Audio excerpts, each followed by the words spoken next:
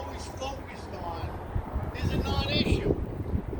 Anything built as of right, whoever decides to live there, they are welcome into our community.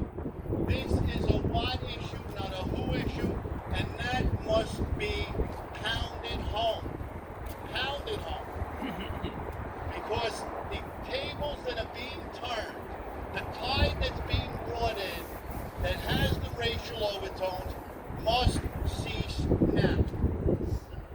I was at the forefront of this. My name is on the original petition that started this on the change.org. And I would not have my good name affiliated with anything that is racist. And I'm making that clear. And I'll make it doubly clear. Because that is not my game. And anything affiliated with that type of discriminatory behavior, I would not be affiliated. Now, going forward, we know this. We're going to go to a letter now. We'll go play a little Sesame Street. We'll go to letter D. Now, we're going to talk about diversity. In the beginning, there was a lot of claims by certain factions, groups, elected officials, etc., that our communities did not have diversity. They didn't like what they said. I'm from the Spencer Estate community, and I can tell you this, my community is very diverse. We have gone through an organic change over the last 10 to 15 years, and it's actually been a pleasant change. Things that change organically, naturally, are sustainable. They're sustainable, they're more palatable, and they work. And our communities are going like that. And any other type of narrative is totally disingenuous. I mean, I could look at my particular street as a microcosm. On my particular street, I live in a low-density community. As a white male, I am now in the minority. And that's the truth. But you know what? I have quality neighbors. And this is what I say. Quality comes in all shapes, colors, sizes, it don't matter. I wrote an essay some years ago, and it was about a life lesson that my grandmother taught me. She actually took me to the dump, because back in 1963, I don't want to give my age away too much, we didn't have bulk pickup. You had bulk pickup, you had to drive your car up to the landfill by Pelham Bay and drop your stuff off. And one day she asked me, she said, "What do you see here?" And I said, "What do you mean what I see? I'm a kid. I see garbage." She said, "No, I want to know what you see." And I wasn't getting, my brain wasn't developed enough to get where she was going. And on the bumpy car ride home, she was explaining to me that, you see a lot of trash. And notice how the trash is all different shapes, colors, and sizes. She said, remember that in the real world. People, good people, come in all shapes, colors, and sizes, and so do the bad. Do not judge anyone on their look. Ever.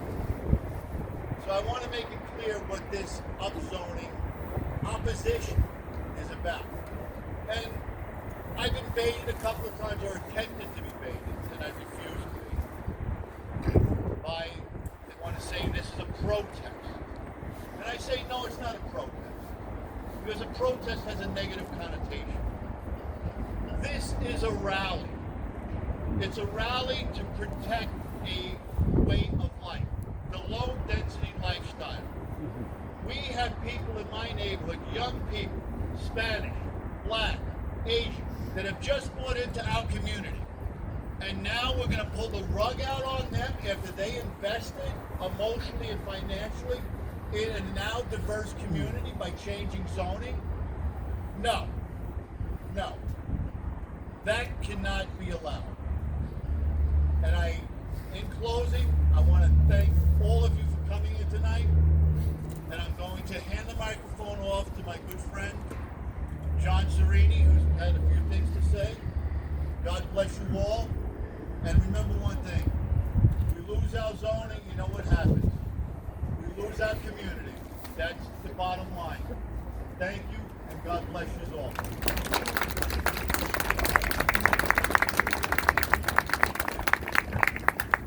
Hey everybody, thanks so much for coming out. It's cold and I know my eyes are tearing and it's not because I'm crying of happiness or anything, but it's amazing how our community has come together piece by piece, slowly, but we are standing here together for the common cause to keep our community just as we love it.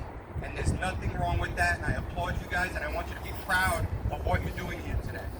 So, a little bit about me. I was born and raised in Throgs Neck.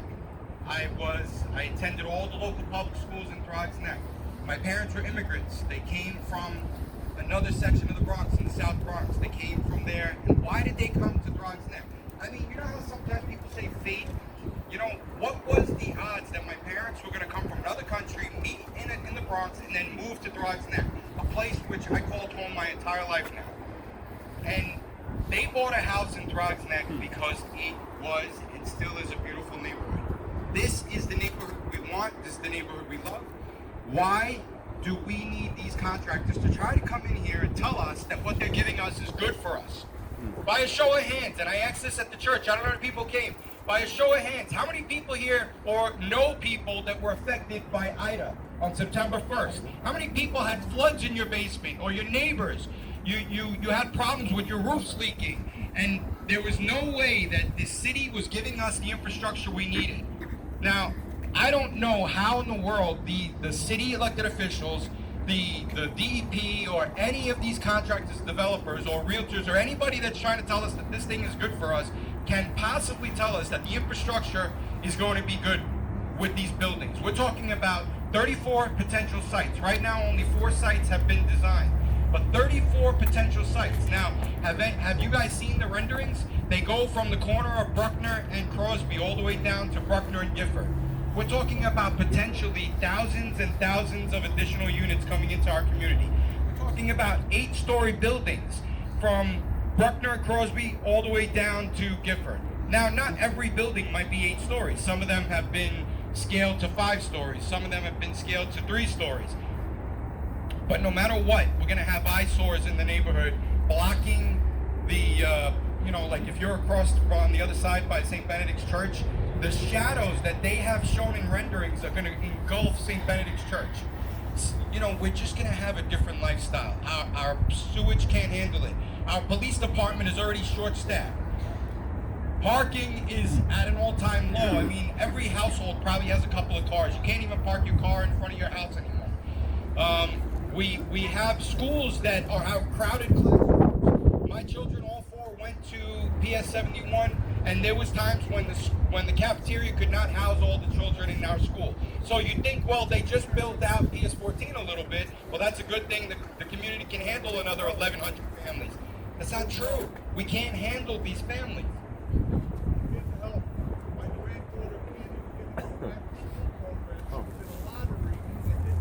Didn't help because he's saying his granddaughter couldn't get into the after-school program. So even with the extra space that they built, it's still not good enough. Why do we need to allow them to crush us in our community?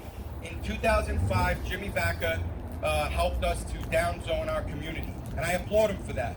Who would have thought that now, all these years later, they're trying to upzone us and bring us to these big buildings? And if you think that the buildings aren't coming to your back door, and I know that you guys don't think that because you're here today, but for the people watching, please, if you think that it's not coming to your back door, if you live in this section of the Bronx, think again. Because it's going to be, as of right, where when they build these buildings, they're going to be dominoing one at a time. The developers are never going to stop. It's going to be a field day for them. Once they build one, they're going to try knocking on the house next door and say, hey, we'll give you so much for your house. Will you be willing to get out? And let's face the facts. Do you want to buy a home next to these monstrosities of buildings? No. So people are probably going to start to run from the community. And we don't want that. I don't want anybody in this neighborhood to move. Please don't move. Please stay in the community. We have to fight for our community. But they're trying to tell us that the property values are going to go up. Does anybody here think that your property value is actually going to go up with a gigantic building next door to you? No. Look what happened. Yeah, there's houses. You guys have probably seen this. I mean, I don't want to give people's names, but There's houses that they built a building on both sides of the house. They closed off the people's windows. They have no more air. They have no more sunlight. I mean, when we bought our homes, I grew up in this neighborhood. Then when I got married, I wanted to live in the neighborhood. So I bought a home. When we bought our homes, we want a backyard with privacy. We can have a barbecue with our family. We don't want to look up and see everybody staring down at us. I mean, it's ridiculous to think that they're trying to give us this web of lies that they're saying this is a good thing. You know, if you were at the St. Benedict's meeting, they said that the great thing is that after this, the new building comes where the food town is, there's going to be 85 jobs being offered. But those are the same 85 jobs they're firing people so that those people have to go out and get unemployment or find another job temporarily for a couple of years while they build these buildings. So here I am today, and I'm telling you that I have a lot of enthusiasm about this because I love my neighborhood. I have nothing to gain other than keeping my community beautiful. And I want to be your voice so you guys can reach out to me, you can reach out to George, you can reach out to Michelle, you can reach out to Andrew and the homeowners associations, because every single homeowner association in this neighborhood backs us. As far as I know, we have the Throgs Neck, we have Waterbury LaSalle, we have Spencer Estates, we have all the homeowner associations backing us because this is something nobody wants, right? Can anybody just raise your hand? If you don't want this, raise your hand. Yes, thank you. We need to let our voices be heard. I want you guys to call your city councilwoman. Her phone number is 718-931-1721. Google it after you leave here. Call her and tell her you don't want this. Now, at the last meeting, she said to us, she knows what we don't want, but she wants to know what we do want. And I want you to give her this answer, because she's looking for you to give the answer, to tell the contractors what it is that she should tell them. It's not your job, it's not my job to tell the contractors what it is that we want, because we're not willing to negotiate. There's no negotiation here. We're not saying, oh, you want to go 8, we'll take 6. No, we're not. You want to go 8, we'll take 5? No. You want to go 8, we'll take 3? Absolutely not. What we want is we want our zoning to stay the way it is. So what does that mean? That the contractors can build 1 and 2 family homes up to 35 feet. That's what you tell your councilwoman. When she says, what do you want me to tell the contractors? You tell these contractors that if they want to line their pockets with money, build 1 and 2 family homes. That's what you're legally allowed to do. That's all we're allowing you to do. We will fight you to a blue in the face. We will go to City Hall. We will get busloads of people, and we will continue to fight. That's what we got to tell them.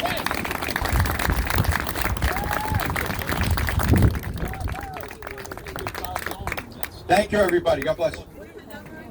718-931-1721. Yes, the councilwoman's number, the council person's number doesn't change. It has been the same for a long time. You want to write it down, 718-931-1721. Do you have her email? Text me that number. Say it again. Now, next I'd like to bring up Debbie Roth. 718-931-1721. Out of town, call collect.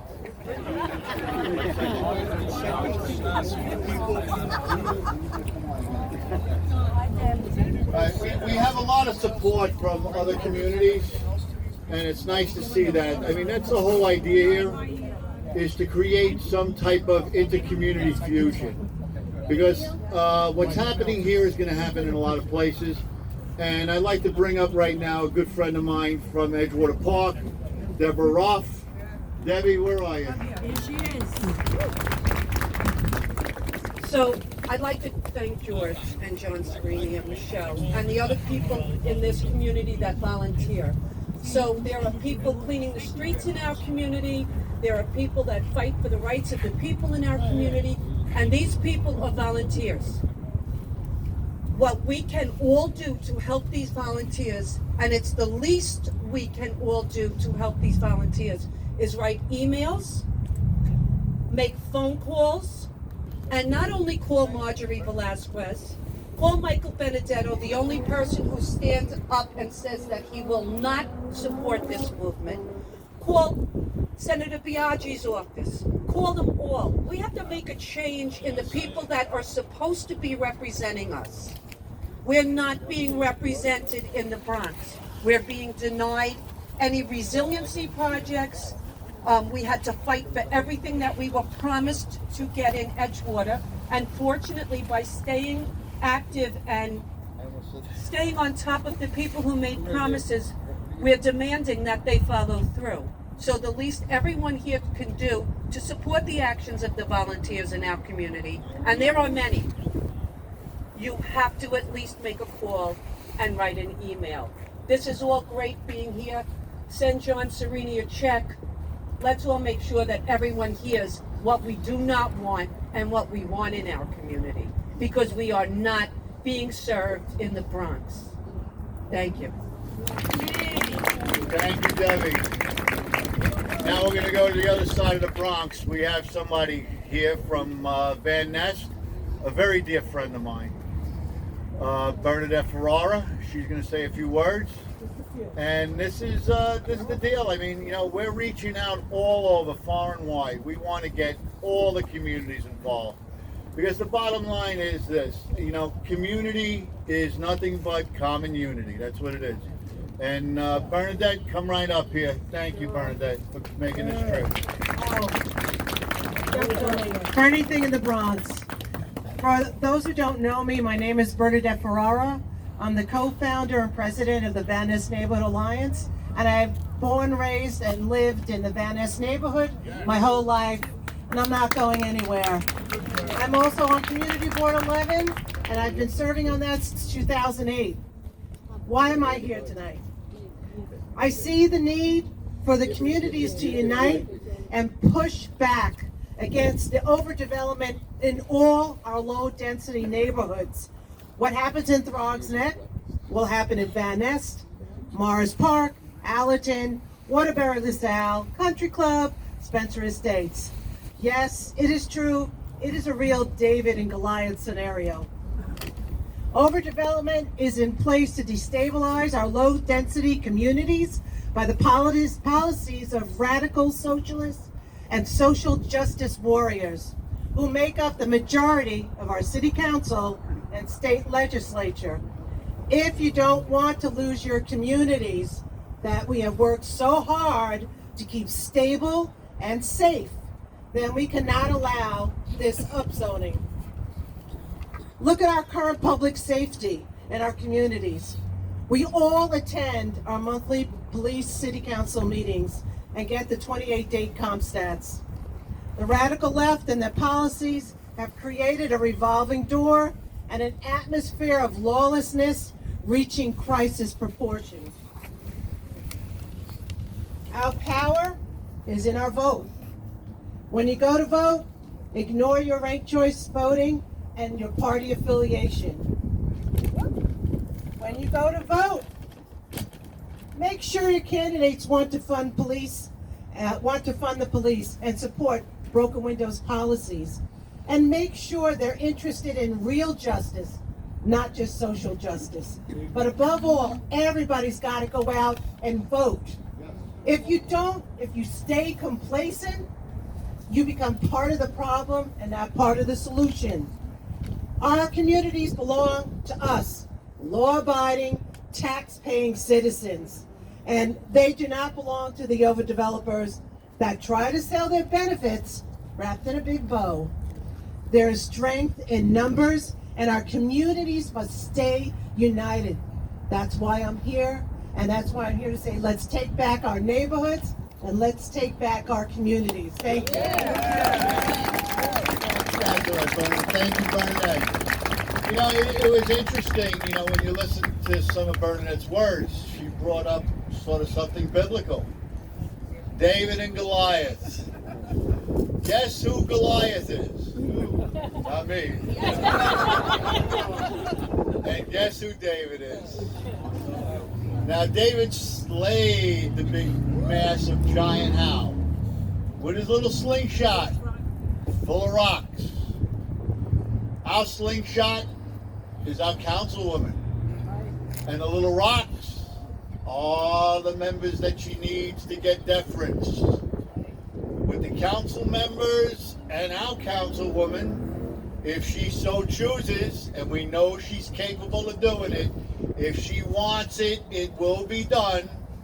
Because there's one way that this gets firmly extinguished, is through something little known as council person deference, which enables the area or district council person their will. They don't want it, the council says, we side with you. Now, if she doesn't do anything to invoke that or establish that, we have a problem. Okay? So, be known that there is a way our council member can get the support in council needed to just wipe this thing right out. And if she don't want to do it, it's because she's not on our side. That's the bottom line. There's a way, and just remember, council person deference. David and Goliath, the sling. Council person deference. Now it's my pleasure to bring up a very good friend, a valued friend from the Pelham Bay taxpayers, Waterbury, LaSalle, the 45th Precinct Council, certified. What else you got going on? Michelle Torione. Good evening, everybody. I'm going to make it quick. I just want to follow after what John Serini had said. I'm a longtime resident of Pelham Bay. My mom still lives there. She's going to be 91 in September. Don't tell her if you ever saw her that I told you how old she's going to be. She'll hate me. Anyway, unfortunately, unlike the low-density area, Pelham Bay has been hit and will be continued to be hit just because of our zoning. So this is why it's important that you fight to keep this zoning in this community. This is not an as of right. This is they need to change the zoning to build up. In Pelham Bay, that is not the same thing. They built a big store. They came and they wanted to build on Westchester Avenue down the end of Wilkinson. They came, they met with the community. They said they wanted to do 13 stories. We sat down with them and they had as a right to do it. We sat down with them and they said, well, you're complaining, so we'll only do 7. Thank you. Big deal. We don't want that. It's still empty, not full. Now they want to build next door to that 17 stories, and they can do that as of right. Cruzo's, Pilgrim, the carpet store, that building is up for sale. R7, they can go high there too. They're building over there, they're putting in sewers, large sewer lines, because they know they're going to go up in the zone there because they can, because that is as of right. And what happens is the people sell their homes because, like George said and everybody else said, you don't want to live next to these large apartment buildings because you came here to have your own home, 1 family, 2 family, because you thought it was cute and quaint here. You had the buildings every here and there, but you don't want to live on top of these buildings. So people are selling. 1616 Crosby Avenue was a nice 3-family Victorian home. The people sold it. They're going to put 31 families on that lot. It was a 3-family home. 31 families will go on that lot because it's as of right. This development is not the same. They cannot come to you and say, what do you want? We'll only build 7 instead of 8. They can't do that because they have to change the zoning. It's not the same as of right. We want them to build to code to what it is zoned there. They can build. They've been holding on to these properties. If you don't think this is about money, you're crazy. It is totally about money. So listen, this is great. We came out, we're all freezing, and we got to stay together. There is power in numbers. You have to call Marjorie. You have to tell her everything that George says. You want her to vote no. You don't want to tell her what they want to develop. You want them to develop to code. That's it. Period. End of story. Thank you. Get her email. Thank you, Michelle. You might answer the phone. No, well, that's When the is thing. the vote on that? Well, I don't want to get too deep into that, but the clock has started at city planning, and if you look at the flow chart on these type of things, there is a maximum of 150 days on this. So, it could be, who knows, how quick it is. I know, I can only speak right now. I know the community board has said that we're going to take pretty close to the full 60 days that they have. And not to get too far ahead, there's going to be a public hearing where people are going to be able to speak on the 19th of May, the place has to be determined by the Community Board 10, and I don't want to say too much because that is beyond my purview right now. Now next, I'd like to bring up another valued friend, Andrew Chirico from the Waterbury LaSalle Civic. And they're kind of ground zero for this, and you know, that's the deal. You know, we got to really support these guys, and the bottom line is, if it happens there, it can happen here. And the one question I would put forth is this: can you show me one low-density community that's been developed or overdeveloped that has an improved quality of life? That's the question that I ask. Show me where this type of development has brought better quality of life to the community. That's the question you got to ask. Andrew, it's all yours. Thank you. I wasn't really prepared tonight. At the other meeting at the church, I talked about the history of this and how VACA got the city council and the mayor to give us the lower density. So now that we have the lower density, after that we got more parking. Parking was added. Now, in the low density, the R3A, you have 150% parking. If this zoning should change, as the zoning numbers get higher, they take parking away from you. In the R5 and R6, you have to have 50% parking. And if you're too close to transportation, they can waive off the parking and you get a building with no parking. Now, the projection that they're showing us, they're showing something like 20 parking spaces for the supermarket and 18 parking spaces for a 5-story building. It doesn't make sense. The city and the way they appropriate parking in the higher zones is antiquated, it's backwards, it doesn't follow our times. Everybody has a car. They try to tell us at meetings that if you're in the transportation zone and you're near a bus, the people in this building won't have cars. No. The people in this building may take a train to go to work, but during the day, they still have a car. It's got to be parked somewhere. And if they don't provide it in the larger zones, it's going to be in your driveway and somebody else's driveway, and it's going to be in front of a hydrant. It's completely backwards. But what we're fighting for is we don't even want to talk about this. We want the zoning that we have to stay the way it is. If the builder wants to build, let them build within that zoning. Again, that means 1 or 2 family detached houses. And those houses have to have 3 off-street parking spaces. If you go any larger than that, you lose your neighborhood, you lose your parking. And right now, if you try to drive on Bruckner or Crosby or Tremont, any time of the day, you're in traffic. You're stuck, you're at lights, you're waiting for another light, you can't get through. When the school picks up and drops off their kids, Crosby Avenue is double parked on both sides of the street. The fire trucks can't get through. When they have to move, they end up going to Tremont or going around because they can't get through. People won't even move the cars for a fire truck. So we have to all stick together.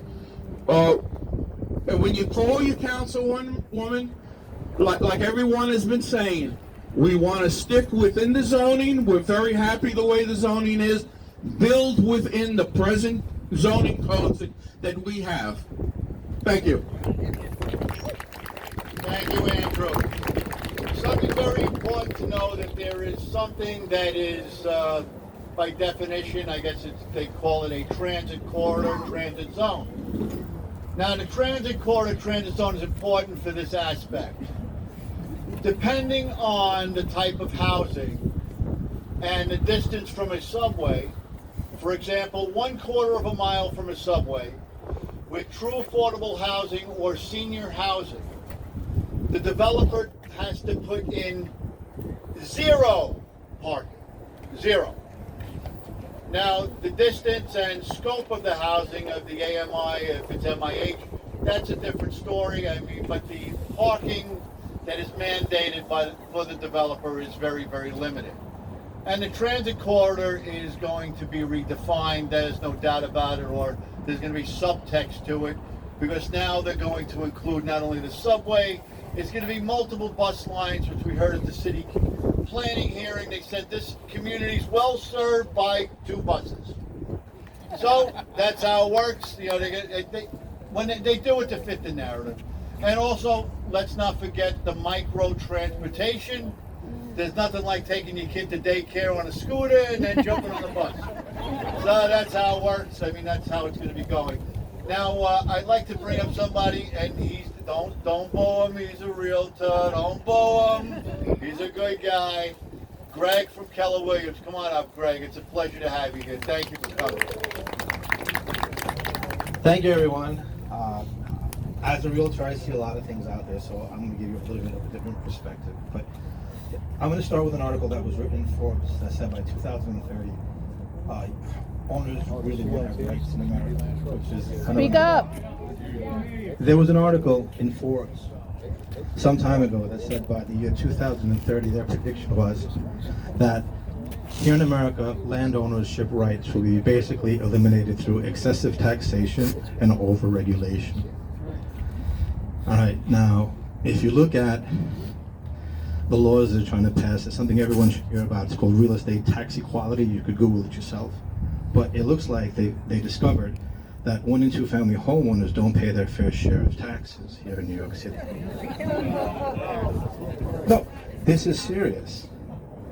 All right, you could do all the Googling yourselves. They want to basically make it fair market value like it is in Westchester. But you know what? We're the services for the Westchester services that we have here. You know, that's a very big that's a very big issue.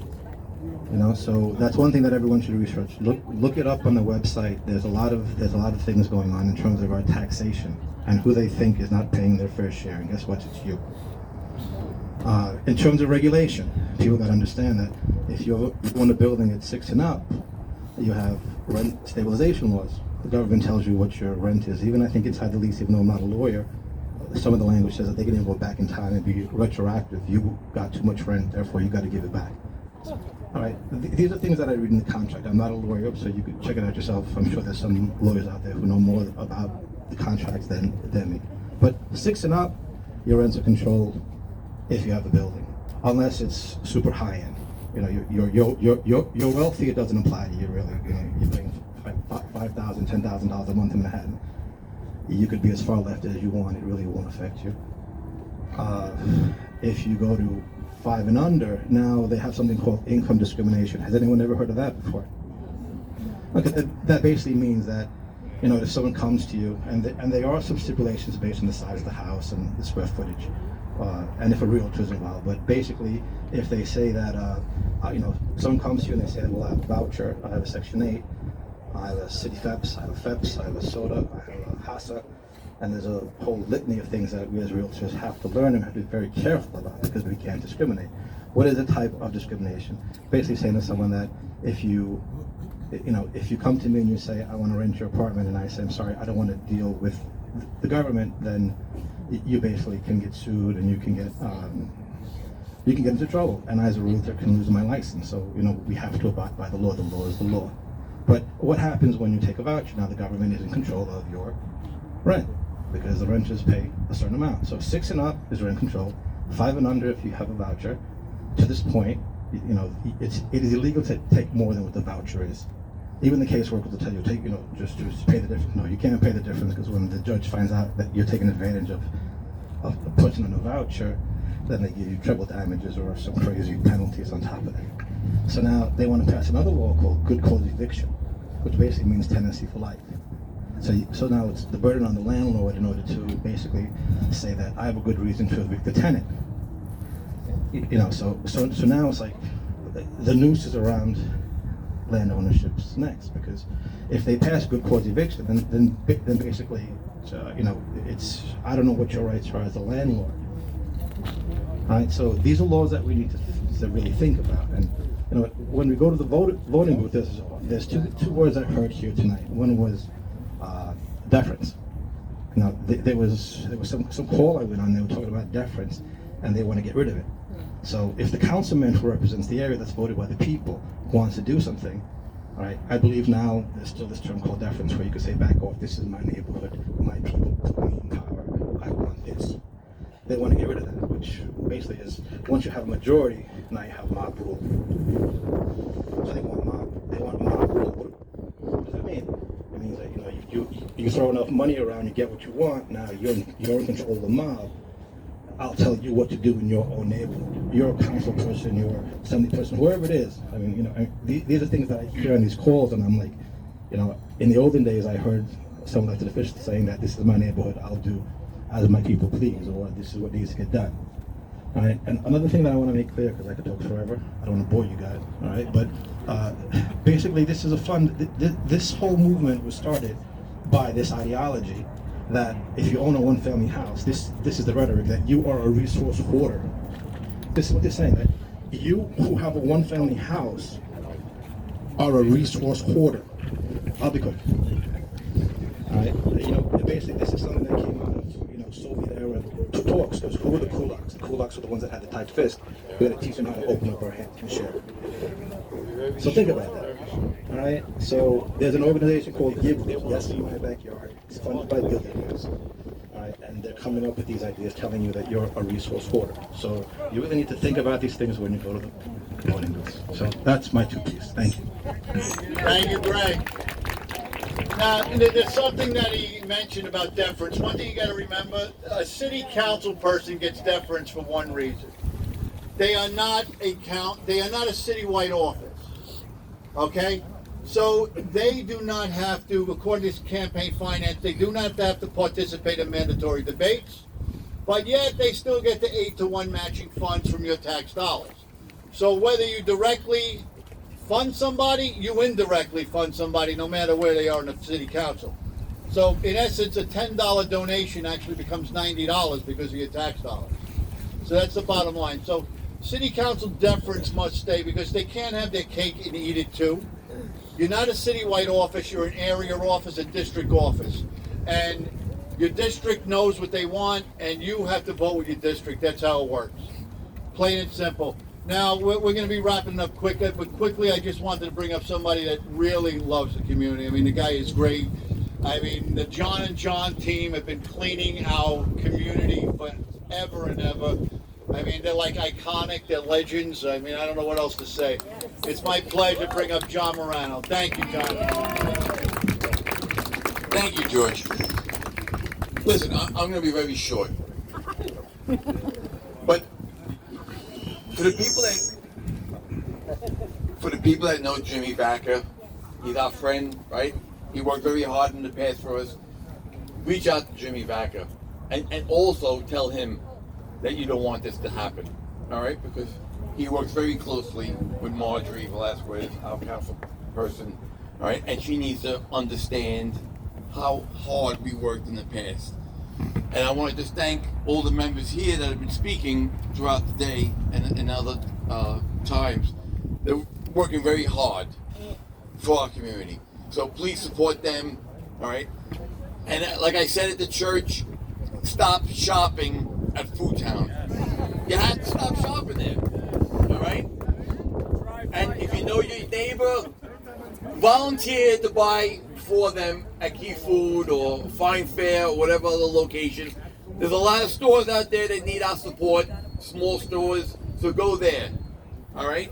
This gentleman makes a lot of money off us throughout the years. He should be closing this down as we speak, this idea, all right? So stop shopping there, all right? And tell the people, your neighbors that are shopping there, to stop there. And if they need help, help them shop, but don't let them go there, all right? Thank you, everybody. Good night. Thank you, John. We're gonna be closing it out in a couple of minutes. You guys are like hardier than Jet fans. It's amazing. I mean, really, the display and the resolve and the resiliency you're showing tonight on, we'll say, less than stellar weather conditions is great. And I thank Newsabel for taping this. Also, my good friend over here, there she is, Annie Bowler. She's great. She's videoing for us, and give her a hand. She's great. Now, I'm going to give it to my good friend again, my valued friend, John Serini, to close this thing out.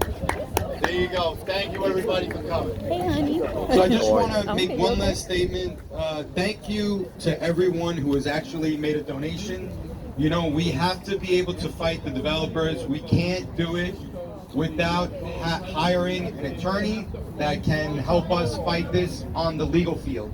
The developers have their own legal team. They can, in a blink of an eye, call their attorney and start filing paperwork. We don't have that. We're all volunteers. So, I feel horrible asking everybody to go into your pockets and donate what you can. But thank God for so many of our community members. We were able to raise $31,000 so far.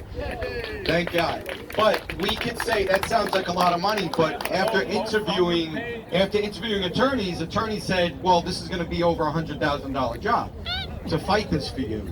And this is not going to be the only challenge that we face in our community. We know that even if we're fortunate enough to beat this development, there's going to be another one popping up soon after. So we need to continue to fund, and we need to continue to be able to fight this. Yes, so if you go, I have lots of these today with me. So if you guys want to take one, put it in your window. The website, stopupzoning.com. You can go to that website. There's two things that you can do on this website. The first is, of course, click on the donation page. You're going to go to a GoFundMe page. You can make a donation. At the very end of the donation, it's going to ask you if you want to make a tip. You do not have to do the tip. That money goes directly to GoFundMe. The original donation will come to us. We are a 501c, so it will be tax deductible on your tax returns. If you didn't know, the IRS changed the rules a couple of years ago that you can deduct $300 for a single person, $600 for a married couple, even without itemizing on your tax returns. So it's good for you to be able to make those donations. The second thing you can do on this website is you can sign a petition, which will go to all 51 council members. It will also go to the city planning, it goes to the mayor's office, it goes to Biaggi's office, goes to Assemblyman Benedetto's office. Simultaneously, you put your name, you put your email, you put your address, and in a blink of an eye, it goes to everybody. So sign the petition if you haven't signed it, and if you've signed it, tell your neighbors to sign it. And if you have children in your house, anybody who lives with you, everybody should be signing this. Let's blast this to City Hall and tell them that this community does not want this. The more they get the petitions, the more they'll realize that we're serious about this. So please continue to spread the word. Before you leave, take a poster, take one for your neighbor, and let's get this word spread out. God bless everybody. Thank you for coming out in the cold. Thank you, everybody. Have a great night.